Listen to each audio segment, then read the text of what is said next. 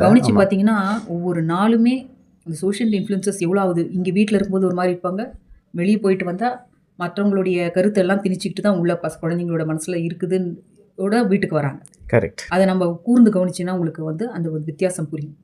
அதனால நமக்கு ஒரு பயிற்சி முறைகள குடுக்கணும். நல்ல போதனைகள சொல்லிக் குடுக்கணும். நம்மளுடைய கலாச்சாரத்த சொல்லிக் குடுக்கணும்.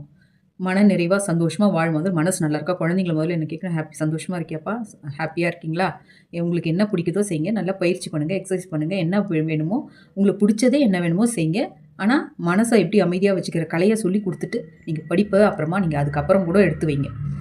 கரெக்ட். முதல்ல இத ஏன்னா இப்ப ரொம்ப அவசியம். முதல்ல கூட நம்ம இருந்த ஒரு 20, 30 ஆண்டுகளுக்கு முன்னாடி கூட கொஞ்சம் கொஞ்சம் சுமாரான ஒரு நிலை பரவால்ல. படிச்சாலும் சரி கொஞ்சம் நல்லா இருந்தாங்க. இப்போ இருக்கிற மனநிலை இதெல்லாம் பார்க்கும்பொழுது, இந்த சம்பவங்கள்லாம் பார்க்கும்பொழுது, நிச்சயமா வந்து குழந்தைங்களுக்கு மனவளக்கலை அப்படின்னு சொல்லக்கூடிய, மனதை வளப்படுத்தக்கூடிய ஒரு கலை, எந்த ஒரு கலையா கூட இருக்கட்டும். இந்த கலைன்னு சொல்ல